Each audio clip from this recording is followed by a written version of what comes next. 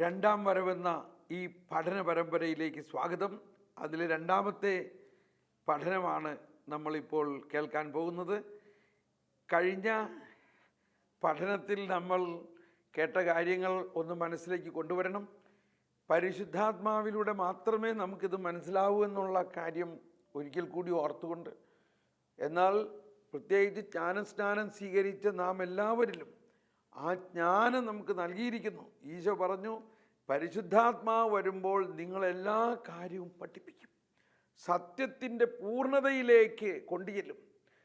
സത്യം യേശു തന്നെയാകുന്ന സത്യത്തിൻ്റെ പൂർണ്ണതയിലേക്ക് ചെല്ലുമ്പോൾ നമ്മൾ കാണുന്നത് ആൽഫായും ഒമേഗായുമാകുന്ന യേശു, ആ രണ്ടാം വരവിൽ വരുന്ന യേശുവിനെ തന്നെയാണ് വിശുദ്ധ കുർബാനയിൽ നമ്മൾ സ്വീകരിക്കുന്നത്. അതുകൊണ്ടാണ് നമ്മൾ കുർബാന സ്വീകരണത്തിന് മുമ്പ് ഇങ്ങനെ പ്രാർത്ഥിക്കുന്നത്: ദൈവരാജ്യത്തിലുള്ള വിശ്വാസത്തോടുകൂടി കർത്താവ് ഈശോ മിശിഹായുടെ ശരീരവും രക്തവും സ്വീകരിക്കാൻ തിരുസഭ നമ്മൾ ക്ഷണിക്കുന്നു.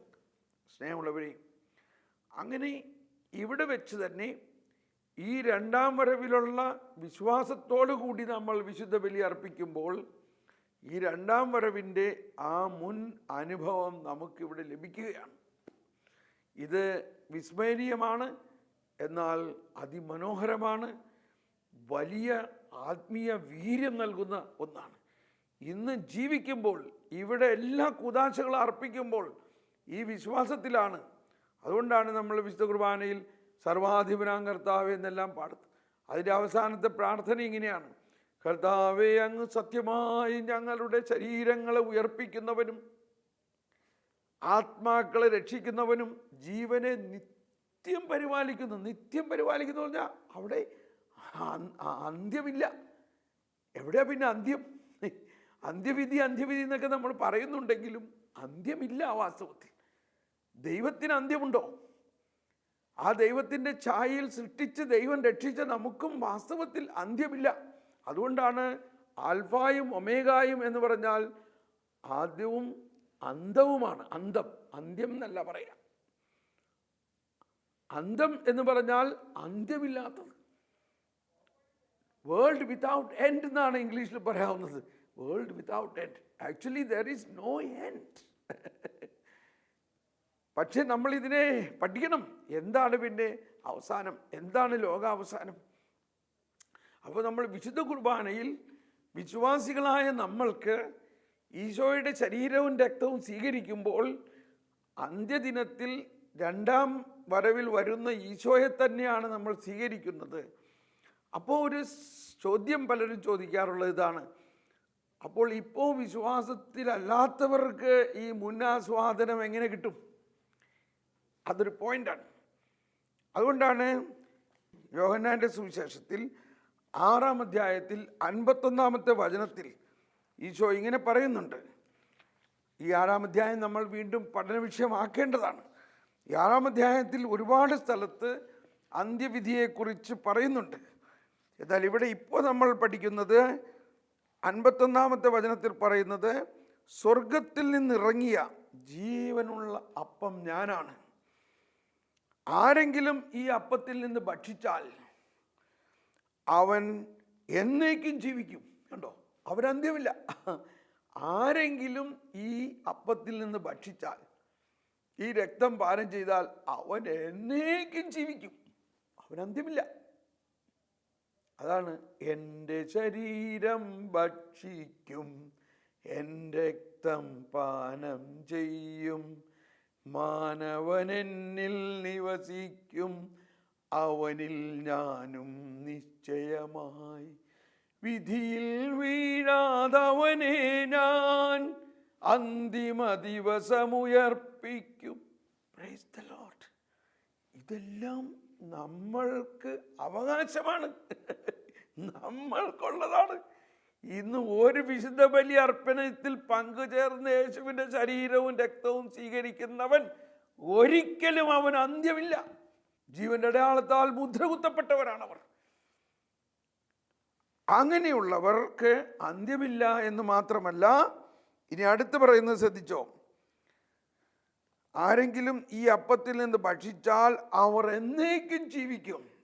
അത് വിശ്വാസികളായ നമ്മളുടെ കാര്യമാണ്. എന്നാൽ ഇത് ഭക്ഷിക്കാത്തവരുടെ കാര്യമാണ് അടുത്ത് പറയുന്നത്. ഇത് ശ്രദ്ധിക്കണം, ഇത് വളരെ ശ്രദ്ധിക്കണം, എളുപ്പം മനസ്സിലാവില്ല. എന്നിട്ട് പറയാണ്, ലോകത്തിൻ്റെ ജീവന് വേണ്ടി ഞാൻ നൽകുന്ന അപ്പം എൻ്റെ ശരീരമാണ്. ലോകത്തിൻ്റെ ജീവൻ, അതായത് ഈ വിശ്വാസത്തിലേക്ക് വരാത്ത നിരവധി ആളുകളാണ് ഈ ലോകം എന്ന് പറയുന്നത്. ആ ലോകത്തിൻ്റെ ജീവന് വേണ്ടി ഞാൻ നൽകുന്ന ശരീരമാണ് ഇപ്പോൾ നമ്മൾ ഭക്ഷിച്ചിരിക്കുന്നത്. അപ്പം നമ്മൾ ഭക്ഷിച്ചിരിക്കുന്നതിലൂടെ നമ്മൾ എന്തുദ്ദേശത്തിലാണ് ഭക്ഷിച്ചിരിക്കുന്നത്? ഈ ഭക്ഷിക്കുന്ന ശരീരവും രക്തവും നിത്യജീവനാണെന്നും ജീവിക്കുന്ന യേശുവാണെന്നുമുള്ള ബോധ്യത്തിൽ ഇത് നമ്മൾ ഭക്ഷിച്ചു കഴിയുമ്പോൾ നമ്മളിലൂടെ ഇത് ലോകത്തിലേക്ക് പ്രസരിക്കും. അതാണ് ഈശോ പറഞ്ഞത്, നിങ്ങൾ ലോകത്തിൻ്റെ പ്രകാശമാണെന്നും. അതാണ് നമ്മൾ മർക്കോസിൻ്റെ സുവിശേഷത്തിൽ 2-ാം അധ്യായത്തിലെല്ലാം ഈശോ ഒരു ഭവനത്തിൽ ശുശ്രൂഷ ചെയ്തുകൊണ്ടിരിക്കുമ്പോൾ 4 പേര് ഭവനത്തിൻ്റെ കൂര പൊളിച്ച് ഒരു തളർവാദ രോഗിയെ താഴോട്ടിറക്കി. ഈശോ എന്താ ചെയ്തത്? അവരുടെ വിശ്വാസം കണ്ടിട്ട്, ഈ തളർവാദ രോഗിയെ ചുമന്നു കൊണ്ടുവന്ന ആ വിശ്വാസികളായ 4 പേരുടെ വിശ്വാസം കണ്ടിട്ട്, തളർവാദ രോഗിക്ക് വിശ്വാസവുമില്ല, പാപിയുമാണവൻ. 4 പേരുടെ വിശ്വാസം കണ്ടിട്ട് അവൻ തളർവാദ രോഗിയോട് പറഞ്ഞു, മകനേ, നിന്റെ പാപം ഞാൻ ക്ഷമിച്ചിരിക്കുന്നു. കട്ടിലും എടുത്ത് നടക്കുക. കണ്ടോ, എണിക്കുക. അവന് എല്ലാവിധ ആനുകൂല്യങ്ങളും ഫ്രീ ആയിട്ട് കൊടുക്കുകയാണ്. എന്തുകൊണ്ട്?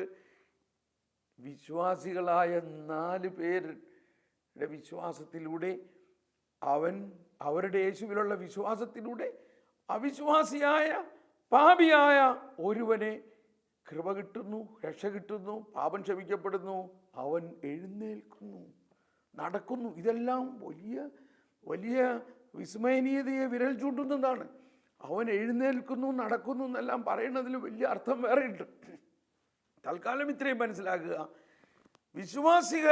വിശ്വാസിയായ നമ്മളൊരുവൻ്റെ പ്രാർത്ഥനയിലൂടെ അനേകം അവിശ്വാസികളെ സ്വർഗത്തിലേക്ക് ആനയിക്കാൻ പറ്റും. അതുകൊണ്ടല്ലേ നമ്മൾ കൊന്ത ചെല്ലുമ്പോൾ, ഓ എൻ്റെ ഈശോയെ, ഞങ്ങളുടെ പാവങ്ങൾ ക്ഷമിക്കണമേ, നരകത്തിൽ നിന്ന് ഞങ്ങൾ രക്ഷിക്കണമേ. ആരെ? എല്ലാ ആത്മാക്കളെയും, പ്രത്യേകിച്ച് അങ്ങയുടെ കാരുണ്യം ഏറ്റവും കൂടുതൽ ആവശ്യമുള്ള ഈ പാപത്തിലും വിശ്വാസമില്ലാതെയും ജീവിക്കുന്ന, അങ്ങയുടെ കാരുണ്യം ഏറ്റവും കൂടുതൽ ആവശ്യമുള്ള ഈ ആളുകളെല്ലാം. അപ്പോൾ ഈ രക്ഷയുടെ വിശാലത നമ്മൾ മനസ്സിലാക്കുമ്പോൾ, അന്ത്യദിനത്തെ ലക്ഷ്യം വെച്ചുകൊണ്ട്, 2-ാം വരവിനെ ലക്ഷ്യം വെച്ചുകൊണ്ട് തന്നെ നമ്മൾ നീങ്ങുമ്പോൾ, ഇങ്ങനെ നമ്മുടെ വിശ്വാസത്തിലൂടെ അനേകരെ, എന്തിന് നമ്മൾ വിശ്വസിക്കണം? ഇപ്പോഴുള്ള നമ്മുടെ ദൈവാനുഭവത്തിൽ മാത്രം വിശ്വസിച്ചാൽ പോരാ. അതാണ് ഒരു വചനം വരുന്നു, 1 കൊരിന്ത്യർ 15:19. 1 കൊരിന്ത്യർ 15:19 പൗലോസ് പറയുന്നത്, ഇത് കേൾക്കണം. എന്താ പറയുന്നത്? ഈ ജീവിതത്തിനെ മാത്രം ലക്ഷ്യം വെച്ചുകൊണ്ട് നിങ്ങൾ ക്രിസ്തുവിൽ വിശ്വസിക്കുന്നവരാണെങ്കിൽ നിങ്ങൾ എല്ലാറ്റിലും നിർഭാഗ്യവാന്മാർ. കണ്ടോ, ഇത് വചനം ഒന്ന് ആലോചിച്ച് നോക്കി. ഈ ജീവിതത്തിനെ മാത്രം ലക്ഷ്യം വെച്ചുകൊണ്ടാണ് നിങ്ങൾ ക്രിസ്തുവിൽ വിശ്വസിക്കുന്നതെങ്കിൽ നിങ്ങൾ എല്ലാവരെയും നിർഭാഗ്യവാൻ. എന്നോട് ക്ഷമിക്കണേ, ഞാൻ നിങ്ങളെ കുറ്റപ്പെടുത്തുമെന്നല്ല ചെയ്യുന്നത്, ദൈവിക രഹസ്യം പറയുകയാണ്. എന്താണ് ഇന്ന് മനുഷ്യവംശത്തിൻ്റെ, നമ്മളുടെ തന്നെ നാട്ടുകാരുടെയും വീട്ടുകാരുടെയും നമ്മളുടെ തന്നെയും എന്താണ് ലക്ഷ്യം? ഈ ജീവിതത്തിന് വേണ്ടി മാത്രം ക്രിസ്തുവിൽ പ്രത്യാശ വെച്ചിട്ടുള്ളവരാണെങ്കിൽ നമ്മളെല്ലാ മനുഷ്യരെയും നിർഭാഗ്യവാന്മാർ. സ്നേഹമുള്ളവരെ, അപ്പോൾ ഇവിടെയെല്ലാം നമ്മളെ കാണിച്ചു തരുന്നത് ഈ ജീവിതത്തിന് അപ്പുറത്തുള്ള ജീവിതവും അതിൻ്റെ എസ്കറ്റോളജിക്കൽ ഡയമെൻഷൻ, യുഗാന്ത്യപരമായ ഡയമെൻഷൻ നമ്മൾ ഇവിടെ വെച്ച് തന്നെ മനസ്സിലാക്കണം. സ്നേഹമുള്ളവരെ, എല്ലാവരും എന്നെ കാണുമ്പോൾ ചോദിക്കും, നിനക്ക് എന്താ സന്തോഷം? What is the secret of your Joy? എൻ്റെ സന്തോഷത്തിന് കാരണം, ഞാനൊരു 20 വർഷം മുമ്പേ തന്നെ ഈ യുഗാന്ത്യത്തെക്കുറിച്ച് നല്ല ബോധ്യം എനിക്കുണ്ടായി. യുഗാന്ത്യത്തിൽ ഞാൻ കർത്താവിൻ്റെ വലതുഭാഗത്ത് നിൽക്കുന്നുള്ളതിന് യാതൊരു സംശയം എനിക്കില്ല. മത്തായിയുടെ സുവിശേഷം 25-ാം അധ്യായത്തിൽ 34, മത്തായി 25:34. അനന്തരം രാജാവ് തൻ്റെ വലതുഭാഗത്തുള്ളവരോട് അരുളി ചെയ്തു, എൻ്റെ പിതാവിനാൽ അനുഗ്രഹിക്കപ്പെട്ടവരെ വരുവിൻ, ലോകസ്ഥാപനം മുതൽ നിങ്ങൾക്കായി സജ്ജമാക്കിയിരിക്കുന്ന രാജ്യം അവകാശപ്പെടുത്തുവിൻ. കണ്ടോ, ഇവിടെ നമ്മൾ കഴിഞ്ഞ പഠനത്തിൽ മനസ്സിലാക്കി, ഈശോ പറയുന്നു, ഞാൻ പോയി നിങ്ങൾക്ക് വേണ്ടി സ്ഥലം ഒരുക്കി ഞാൻ വീണ്ടും വന്ന് ഞാനായിരിക്കുന്നിടത്ത് നിങ്ങളെയും കൂട്ടിക്കൊണ്ടുവരാൻ ഞാൻ വീണ്ടും വരും. ഏതാണ്ട് ഇതേ ആശയമാണ് ഇവിടെ പറയുന്നത്. ഞാനായിരിക്കുന്നിടത്ത് നിങ്ങളെയും കൂട്ടിക്കൊണ്ടുവരും. ഞാനായിരിക്കുന്നിടം, ലോകസ്ഥാപനത്തിന് മുമ്പ് തന്നെ പിതാവിനോടൊപ്പം ആയിരുന്ന മഹത്വം നമുക്ക് ലോകസ്ഥാപനത്തിന് മുമ്പ് മുതൽ ഒന്നാലോചിച്ച് നോക്കി. നമ്മൾക്ക് യുഗാന്ത്യത്തെ കുറിച്ച് പറയുമ്പോൾ യുഗാന്ത്യത്തിൽ നമുക്ക് സജ്ജമാക്കിയിരിക്കുന്ന ആ രാജ്യം എന്നു മുതൽ സജ്ജമാക്കിയിരിക്കുന്നതാ? ലോകസ്ഥാപനത്തിന് മുമ്പ് മുതൽ. ഇത് വലിയൊരു കാര്യമാണ്, എളുപ്പം മനസ്സിലാവില്ല. ഇത് വചനമാണ് നമ്മൾ ഈ കേൾക്കുന്നത്. ഈശോ പറയുകയാണ്, രാജാവ് എന്ത് പറയും? ലോകസ്ഥാപനത്തിന് മുമ്പ് മുതൽ നിങ്ങൾക്ക് വേണ്ടി സജ്ജമാക്കിയിരിക്കുന്ന ആ രാജ്യം നീ കൈവശപ്പെടുത്തുവിൻ. ഈ കൈവശപ്പെടുത്തലാണ് ഇന്ന് നമ്മൾ ഇവിടെ വെച്ച് ചെയ്യേണ്ടത്. ഇന്ന് നമുക്കിത് കൈവശപ്പെടുത്താം. അതോടുകൂടി കൈവശപ്പെടുത്തി ജീവന്റെ അടയാളത്താൽ മുദ്ര കുത്തപ്പെട്ടവർ ഭയഭക്തിയോടെ വിശുദ്ധ രഹസ്യങ്ങളിൽ പങ്കുചേരുക. ജീവന്റെ അടയാളത്തിൽ മുദ്ര കുത്തിയിരിക്കുന്ന എനിക്ക് ഈ ദൈവരാജ്യത്തിൻ്റെ യുഗാന്ത്യപരമായ അവകാശമുണ്ട്. എന്നെ ആർക്കും വിധിക്കാൻ അവകാശമില്ല. യേശുക്രിസ്തു വന്നിരിക്കുന്നത് എന്നെ വിധിക്കാനല്ല, എൻ്റെ പാപങ്ങൾക്കെല്ലാം പരിഹാരം ചെയ്ത് രക്ഷിച്ച് ഈ വലതുഭാഗം എനിക്ക് നൽകാൻ വേണ്ടിയാണ്. Praise the Lord. അതാണ് നമ്മളുടെ പ്രാർത്ഥനകളിലെല്ലാം നമ്മൾ മനസ്സിലാക്കുന്നത്. പ്രത്യേകിച്ച് നമ്മളുടെ ശവസംസ്കാര ചടങ്ങുകളിലുള്ള ലിറ്റർജി, നമ്മുടെ ലിറ്റർജി ആരാധനക്രമത്തിൽ ആണ് വളരെ പ്രാധാന്യം കൊടുത്തിരിക്കുന്നത്. കാരണം ഇതിനെക്കുറിച്ചൊന്ന് മനസ്സിലാക്കുന്നതാണ്. ഈ ആരാധനക്രമങ്ങൾ വിശുദ്ധ കുർബാനയും മാമോദീസായും തൈര്യലേപനവും ശവസംസ്കാര ചടങ്ങുകളും അടങ്ങുന്ന ആരാധന ക്രമങ്ങൾ മുഴുവനും ബൈബിൾ ഉണ്ടാകുന്നതിന് മുമ്പുണ്ടായതാണ്. ബൈബിൾ ഈ പുസ്തക രൂപത്തിൽ ആയത് 4-ാം നൂറ്റാണ്ടിൻ്റെ അവസാനത്തിലാണ്. 4 സുവിശേഷം ഉണ്ടായത് 1-ാം നൂറ്റാണ്ടിൻ്റെ അവസാനത്തിലാണ്. 90-ാം ആണ്ടിലാണ് യോഹന്നാൻ്റെ സുവിശേഷം എഴുതിയത്. 75-80-ാം ആണ്ടുകളിലാണ് മത്തായി, മർക്കോസ്, ലൂക്കിൻ്റെയൊക്കെ സുവിശേഷം എഴുതിയത്. പൗലോസ്ലീഹയുടെ ലേഖനങ്ങൾ എഴുതിയത് 54, 55, 56 കാലഘട്ടങ്ങളിലാണ്. എന്നാൽ അതിനു മുമ്പ് ആരാധനാക്രമങ്ങൾ പന്തക്കോസ്ത കഴിഞ്ഞപ്പോൾ തന്നെ ആരാധനാക്രമം ഉണ്ടായി. എന്തിനു പറയണു? ഉയർത്തെഴുന്നേറ്റ കർത്താവ് 40 ദിവസം എന്താ ചെയ്തേ? ഒന്ന് ചിന്തിക്കുന്ന നല്ലതാണ്. അതിനെക്കുറിച്ച് അധികം ബൈബിളിലോ മറ്റ് പ്രബോധനങ്ങളിലോ ഒന്നുമില്ല. നമ്മൾ പരിശുദ്ധാത്മാവിനാൽ പ്രചോദിതരായി ചിന്തിക്കണം. ഉയർത്തെഴുന്നേറ്റ കർത്താവ് ഉയർത്തെഴുന്നേറ്റതിന് ശേഷം 40 ദിവസം ശിഷ്യഗണത്തോടൊപ്പം വസിച്ചുകൊണ്ട് ഈ ക്രിസ്തീയ ആരാധനാ ക്രമങ്ങൾക്കും പ്രാർത്ഥനാ തത്വങ്ങൾക്കുമെല്ലാം അടിത്തറയിട്ടു. ഇതെല്ലാം മുഖാമുഖവും അതങ്ങ് ആരാധന നടത്തുകയായിരുന്നു. അങ്ങനെ ആ യേശുവിനോടൊപ്പം ആരാധിക്കുകയും പ്രാർത്ഥിക്കുകയും ചെയ്ത ഗണം യേശുവിൻ്റെ പ്രബോധനത്തിലൂടെ പ്രബുദ്ധരാകുകയും യുഗാന്ത്യപരമായ എല്ലാ അനുഭവങ്ങളും അവർക്ക് ലഭിച്ചു. അതിനുശേഷം യേശു സ്വർഗത്തിലേക്ക് കയറുമ്പോഴാണ് പറഞ്ഞത്, നിങ്ങൾ ഞാൻ പോകുന്ന പോലെ തന്നെ ഞാൻ തിരിച്ചു വരുന്നത് കാണുമെന്ന് പറഞ്ഞത്. അപ്പോൾ അത് അവർക്ക് കണിശമായ വിശ്വാസമായി. നമ്മൾക്കും അതൊരു വിശ്വാസമാകണം. ഇനി നമ്മൾ ഈ യുഗാന്ത്യപരമായ കാര്യങ്ങളെക്കുറിച്ച് സുവിശേഷത്തിൽ ഈശോ തന്നെ പറഞ്ഞിരിക്കുന്നതിൽ നിന്നാണ് നമ്മൾ പഴയ നിയമത്തിലേക്കും ലേഖന ഭാഗത്തിലേക്കും പോകേണ്ടത്. ഈശോ പറഞ്ഞിരിക്കുന്നതാണ് അതിൻ്റെ കോർ ഓഫ് ദ മെസ്സേജ്. എന്നാൽ പഴയ നിയമത്തിൽ ഇതിനെക്കുറിച്ച് ഒരുപാട് പരാമർശങ്ങളുണ്ട്. ഒരുപാട് സംഭവങ്ങളിലും ഈ യുഗാന്ത്യത്തിലേക്ക് വിരൽ ചൂണ്ടുന്നതാണെങ്കിലും അതെല്ലാം ഈശോ പറഞ്ഞിരിക്കുന്ന ആ പ്രബോധനത്തിൽ നിന്നും ഉപമകളിൽ നിന്നും നമുക്ക് പുറകോട്ടും മുന്നോട്ടും പോകുന്ന രീതിയിലാണ് നമ്മൾ പഠനം മുന്നേറേണ്ടത്. സാധാരണ യുഗാന്ത്യത്തെക്കുറിച്ച് പറയുമ്പോൾ ഉടനെ നമ്മൾ വെളിപാട് പുസ്തകത്തിലേക്ക് പോകും. അങ്ങനെയല്ല പോകേണ്ടത്. ഈശോ പറഞ്ഞിരിക്കുന്നത് ആദ്യം മനസ്സിലാക്കുക. അതിൽ നിന്ന് നമുക്ക്, അതുകൊണ്ടാണ് മരിച്ചുയർത്ത യേശുവിൻ്റെ ആത്മാവിലൂടെ മാത്രമേ ഈ യുഗാന്ത്യപരമായ രഹസ്യങ്ങൾ നമുക്ക് വെളിപ്പെട്ട് കിട്ടുകയുള്ളൂ. ഇവിടെ 10 കന്യകമാരുടെ ഉപമ പറയുന്നത് മനസ്സിലാക്കണം. സ്വർഗരാജ്യം വിളക്കെടുത്ത് മണവാളനെ എതിരേൽക്കാൻ പുറപ്പെട്ട 10 കന്യകമാർക്ക് സദൃശ്യം. ഇവിടെ സ്വർഗരാജ്യം എന്ന് പറയുന്നത് ഇവിടുത്തെ അവസ്ഥ മാത്രമല്ല, യുഗാന്ത്യപരമായ അവസ്ഥയിലേക്കാണ്. അവരിൽ 5 പേർ വിവേകശൂന്യരും 5 പേർ വിവേകവതികളുമായിരുന്നു. നമുക്ക് ഈ സംഭവം മുഴുവനും അറിയാം. വിവേകശൂന്യർ വിളക്കെടുത്തപ്പോൾ എണ്ണ കരുതിയില്ല. വിവേകവതികളാവട്ടെ വിളക്കുകളോടൊപ്പം പാത്രങ്ങളിൽ എണ്ണയും എടുത്തിരുന്നു. മണവാളൻ വരാൻ വൈകി. ഉറക്കം വരികയാൽ കന്യകമാർ കിടന്നുറങ്ങി. അർദ്ധരാത്രിയിൽ ഇതാ മണവാളൻ പുറത്തു വന്നു. അവനെ എതിരേൽക്കുവിൻ എന്ന ആർപ്പുവിളി ഉണ്ടായി. ആ കന്യകമാരെല്ലാം ഉണർന്ന് വിളക്കുകൾ തെളിച്ചു. വിവേകശൂന്യകൾ വിവേകവതികളോട് പറഞ്ഞു, ഞങ്ങളുടെ വിളക്കുകൾ അണഞ്ഞു പോകുന്നതിനാൽ നിങ്ങളുടെ എണ്ണയിൽ കുറെ ഞങ്ങൾക്ക് തരിക. വിവേകവതികൾ മറുപടി പറഞ്ഞു, ഞങ്ങൾക്കും നിങ്ങൾക്കും മതിയാകാതെ വരുന്നതിനാൽ നിങ്ങൾ വിൽപ്പനക്കാരുടെ അടുത്ത് പോയി വാങ്ങിക്കൊള്ളുവിൻ. അവർ വാങ്ങാൻ പോയപ്പോൾ മണവാളൻ വന്നു. ഒരുങ്ങിയിരുന്നവർ അവനോടൊത്ത് വിവാഹ വിരുന്നിന് അകത്ത് പ്രവേശിച്ചു. വാതിലടയ്ക്കപ്പെടുകയും ചെയ്തു. Praise the Lord. സ്നേഹമുള്ളവരെ, ഇവിടെ ഈ ഉപമയിൽ പറഞ്ഞിരിക്കുന്ന ഒരുപാട് കാര്യങ്ങൾ. ഒന്ന്, മണവാളൻ ആരാണ്? മണവാളൻ കർത്താവ് ഈശോ മിശിഹായ തന്നെയാണ്. ഈ വീണ്ടും വരുന്ന ആ കർത്താവിൻ്റെ വീണ്ടും വരവാണ് ഇവിടുത്തെ മണവാളൻ. കന്യകമാർ ആരാണ്?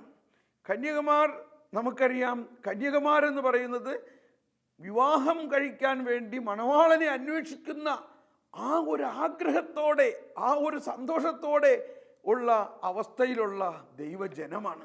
എന്താണ് വിളക്ക്? എന്താണ് എണ്ണ? എന്താണ് ഇവിടുത്തെ പാത്രം? വിളക്ക്, ഈശോ പറഞ്ഞു, നിങ്ങൾ ലോകത്തിൻ്റെ പ്രകാശമാണ്. ഈ പ്രകാശം ആരും കത്തിച്ച് പറയിൻ കീഴിൽ വെക്കരുത് എന്ന് പറഞ്ഞാൽ യേശുവിനെ കുറിച്ചുള്ള സുവിശേഷ പ്രഘോഷണമാണ് ഈ വിളക്ക്. ഓരോ ക്രിസ്തീയ വിശ്വാസിയുടെയും അടിസ്ഥാനപരമായ ദൗത്യമാണ് ഈശോ പറഞ്ഞിരിക്കുന്നത്, നിങ്ങൾ ലോകമെല്ലാം പോയി സുവിശേഷം അറിയിക്കുക. ഓരോ വിശ്വാസിയും അവൻ്റെ അയൽവാസികളോടും അവൻ്റെ നാട്ടിലും ദൂരത്തും സമീപത്തുമുള്ള എല്ലാവരോടും അവൻ വിശ്വസിക്കുന്നത് പറയാനും പ്രഘോഷിക്കാനും കടമയുള്ളതാണ്. ആ കടമ നിർവഹിക്കുന്നവരാണ് വിളക്ക് കൊളുത്തുക എന്ന് പറയുന്നതിൻ്റെ അർത്ഥം. എണ്ണ എന്ന് പറയുന്നത് ആ കടമ നിർവഹിക്കുന്നതിന് ആവശ്യമായ പരിശുദ്ധാത്മ ശക്തിയാണ്. ഇത് സഭാപിതാവായ വിശുദ്ധ ഹിലാരിയോസിൻ്റെ ഒരു പ്രബോധനത്തിൽ അടങ്ങിയിരിക്കുന്നതാണ്. ഈ ഉപമകളെല്ലാം തന്നെ, ഈശോ പറഞ്ഞ എല്ലാ ഉപമകളും യുഗാന്ത്യപരമായ വിരൽ ചൂണ്ടലിലേക്കും വീക്ഷണത്തിലേക്കും നമ്മളെ എത്തിക്കുന്നു. അതിനെല്ലാം ഒരു പോസിറ്റീവായിട്ട് നമ്മൾ കാണണം. പാത്രങ്ങൾ നമ്മുടെ ശരീരമാണ്. പൗലോസ്ലീഹയുടെ ലേഖനത്തിൽ പറയുന്നുണ്ട്, ഈ നിധി മൺപാത്രങ്ങളിലാണ് തന്നിരിക്കുന്നത്. എന്തിനെന്ന് വെച്ചാൽ പരമമായ ശക്തി ദൈവത്തിൻ്റെതാണെന്ന് മനസ്സിലാക്കാൻ വേണ്ടിയാണ്. നമുക്ക് ഈ കന്യകമാരുടെ ഈ ഉപമയെക്കുറിച്ച് വർണ്ണിച്ചുകൊണ്ടാണ് നമ്മുടെ മരിച്ചവർക്കുള്ള ശവസംസ്കാര ശുശ്രൂഷ ചടങ്ങുകളിൽ ഉള്ള വലിയ ഒപ്പീസിൽ ഉള്ള ചില ഗാനങ്ങൾ. അത് നമ്മൾ ഇനി വലിയ ഒപ്പീസ് കൂടുമ്പോൾ, മരിച്ചവരുടെ ശവസംസ്കാരത്തിൽ പങ്കുചേരുമ്പോൾ നമ്മൾ അതിൽ പറയുന്ന പ്രാർത്ഥനകളെല്ലാം ബൈബിൾ ഉണ്ടാകുന്നതിന് മുമ്പ് തന്നെ ഉണ്ടായിട്ടുള്ള ആരാധനാക്രമങ്ങളാണെന്നും അതിൽ യുഗാന്ത്യപരമായ മനോഹരമായ അർത്ഥവും വ്യാപ്തിയും സത്യവും അടങ്ങിയിരിക്കുന്നു മനസ്സിലാകണം. സമയമെടുത്തു ദൈവമിതാ ന്യായാധിപനായി അണയുന്നു, സ്വീകരണത്തിനൊരുങ്ങിടുവിൻ, സൽകൃത്യങ്ങൾ ചെയ്തിടുവിൻ. രാജമന്ദിരത്തിൽ അവർ പ്രവേശിക്കും. മതിശാലിനികൾ കന്യകമാരെണ്ണ പകർന്നു വിളക്കുകളിൽ തിരികൾ കൊളുത്തിയൊരുക്കുന്നു. മണവാളനതാ സ്വർഗത്തിൽ വാതിൽ തുറന്നകമണയുന്നു. കന്യകളാൽ പരിസേവിതനായി. സ്നേഹമുള്ളവരെ, ഇങ്ങനെ ഈ ശവസംസ്കാര ചടങ്ങുകളിൽ ഉള്ള പ്രാർത്ഥനകൾ നമ്മൾ പങ്കുചേരുമ്പോഴും ഇപ്പോൾ അതിനെക്കുറിച്ചൊന്ന് എടുത്ത് പ്രാർത്ഥിച്ച് വിചിന്തനം ചെയ്യുന്നത് നല്ലതാണ്. അപ്പോൾ ഇവിടെയെല്ലാം കാണുന്നത് ഈ ഉപമകളിൽ സ്വർഗരാജ്യത്തിൻ്റെ യുഗാന്ത്യപരമായ രഹസ്യത്തെ നമ്മളെ ഇവിടെ ഒരു പ്രബോധനമായിട്ട് ഈശോ പഠിപ്പിക്കുകയാണ്. 2000 വർഷമായി ഈ പഠനം നമ്മളിൽ ഉണ്ടെങ്കിലും നമ്മൾ ഇതിനു വേണ്ടി ഒരുങ്ങുന്നുണ്ടോ? ഇന്നിവിടെ ജീവിക്കുന്നവർക്ക് ഇത് ഒരു സന്ദേശമായിട്ട് ജാഗരൂകതയോടെ ഇരിക്കാൻ വേണ്ടി നമ്മളെ ഒരുക്കുകയാണ്. എന്താണ് ജാഗരൂകത ഇരിക്കേണ്ടത്? നമ്മുടെ കയ്യിൽ വിളക്ക് വേണം, നമ്മുടെ കയ്യിൽ എണ്ണ വേണം. എന്താണ് ഈ വിളക്കും എണ്ണയും? വിളക്ക് സുവിശേഷത്തിൻ്റെ പ്രഘോഷണം, എണ്ണ പരിശുദ്ധാത്മാവ്, ജ്ഞാനം വിവേകവതികളായ കന്യകമാർ. ജ്ഞാനസ്നാനത്തിലൂടെ കിട്ടിയ ജ്ഞാനത്തെ നമ്മൾ ഉപയോഗിക്കണം. അപ്പോൾ ഇവിടെ മറ്റൊരു കാര്യം, ഇതെന്നാണ് ഇത് സംഭവിക്കുക? ഇത് വേഗം സംഭവിക്കണമെന്നാണ് ദൈവം ആഗ്രഹിക്കുന്നത്. പക്ഷെ ഇത് വേഗം സംഭവിക്കാത്തതിൻ്റെ കാരണം ഇനിയും ഒരുപാട് കന്യകമാർ അഥവാ ദൈവജനം വിവേകവതികളായിട്ടില്ല, അഥവാ ആ വിവേകത്തിലേക്ക് വന്നിട്ടില്ല. അതുകൊണ്ടാണ് ഇതിനു മുമ്പുള്ള അധ്യായത്തിൽ 24-ാം അധ്യായത്തിൽ 14-ാമത്തെ വചനം പറയുന്നത്, എല്ലാ ജനതകളുടെയും, കണ്ടോ, എല്ലാ ലോകമെമ്പാടുമുള്ള എല്ലാ ജനതകളുടെയും സാക്ഷ്യത്തിനായി രാജ്യത്തിൻ്റെ ഈ സുവിശേഷം, രാജ്യത്തിൻ്റെ ദൈവരാജ്യ കേന്ദ്രീകൃതമായ ക്രിസ്റ്റോസെൻട്രിക് ദൈവരാജ്യത്തിൻ്റെ ഈ സുവിശേഷം ലോകമെങ്ങും പ്രസംഗിക്കപ്പെടും. അതിനുശേഷം അന്ത്യമാഗതമാകും. ഇതാണ് എനിക്ക് തോന്നുന്നത്, എന്നെ സുവിശേഷ പ്രഘോഷത്തിന് തരുന്ന ഏറ്റവും വലിയ ഊർജം ഇതാണ്. ഈ ദൈവരാജ്യം പൂർണ്ണരീതിയിൽ സംസ്ഥാപിതമാകുന്നതിന് നമ്മൾ ഓരോരുത്തരും ചെയ്യേണ്ടത് രാജ്യത്തിൻ്റെ ഈ സുവിശേഷം മനസ്സിലാകണം. ഫരിസേയരും നിയമജ്ഞരും പറഞ്ഞിരുന്ന മോശയുടെ പ്രമാണങ്ങൾ അനുസരിച്ചുള്ള പ്രബോധനത്തിനുപരിയായിട്ട് യേശു കൊണ്ടുവന്നിരിക്കുന്ന കരുണയുടെയും രക്ഷയുടെയും കുരിശിലുള്ള ബലിയിലൂടെയുള്ള പൂർണ്ണ വിമോചനത്തിൻ്റെയും സുവിശേഷം ലോകമെങ്ങും അറിയപ്പെടും. അതിനുശേഷം അന്ത്യമാഗതമാണ്. സ്നേഹമുള്ളവരെ, നമുക്ക് പ്രാർത്ഥിക്കാം. നമ്മൾ വിളക്ക് കൊളുത്തി മണവാളനെ കാത്തിരിക്കുന്ന കന്യകമാരായിട്ട് മാറണം. വിളക്ക്, എണ്ണ, കന്യകാത്വം എന്ന് പറഞ്ഞാൽ മണവാളനോടുള്ള സ്നേഹം. ഈശോ നമ്മുടെ മണവാളനാണ്. ആ മണവാളൻ മണവാട്ടിയെ സ്നേഹിക്കുന്ന ആ സ്നേഹത്തോടെ നമ്മൾ കാത്തിരിക്കണം. നമ്മളെ മണവാളൻ ഒരിക്കലും കുറ്റപ്പെടുത്തില്ല. പക്ഷേ നമ്മുടെ കയ്യിൽ എന്ത് വേണം? എണ്ണയുണ്ടാകണം. നമ്മുടെ വിളക്കണയരുത്. നമ്മൾ ഒരുങ്ങിയിരിക്കണം. സ്നേഹമുള്ളവരെ, നമുക്ക് പ്രാർത്ഥിക്കാം. ഓ ദൈവമേ, അന്ത്യദിനത്തിൽ അങ്ങയുടെ വീണ്ടും 2-ാം വരവിനായി ഞങ്ങൾ ആഗ്രഹിക്കുന്നു. എന്നാൽ അതിനു വേണ്ടിയുള്ള ഒരുക്കമാണ് അങ്ങ് ഞങ്ങളിൽ നിന്ന് ആഗ്രഹിക്കുന്നത്. ഞങ്ങൾ വിവേകവതികളായ കന്യകമാരെ പോലെ അങ്ങയുടെ പ്രകാശമാകുന്ന ജീവൻ്റെ വചനമാകുന്ന പ്രഘോഷണമാകുന്ന വിളക്കും അതിനാവശ്യമായ പരിശുദ്ധാത്മാവും ആ ജ്ഞാനവും ലഭിച്ചുകൊണ്ട് ജാഗരൂകരായി എപ്പോൾ മണവാളൻ വന്നാലും എപ്പോൾ കർത്താവ് വീണ്ടും വന്നാലും അങ്ങയെ എതിരേൽക്കാനും അങ്ങയുടെ ആ മണിയറയിൽ പ്രവേശിക്കാനും ഞങ്ങൾ യോഗ്യരാണെന്ന് ഞങ്ങൾ വിശ്വസിക്കുകയും അതിനുവേണ്ടി ഞങ്ങൾ പ്രാർത്ഥിക്കുകയും ചെയ്യുന്നു. ഈ പ്രാർത്ഥനയോടെ നമുക്ക് ഈ പഠന പരമ്പരയിൽ ഇന്നത്തെ അവസാനിപ്പിക്കാം. Praise the Lord.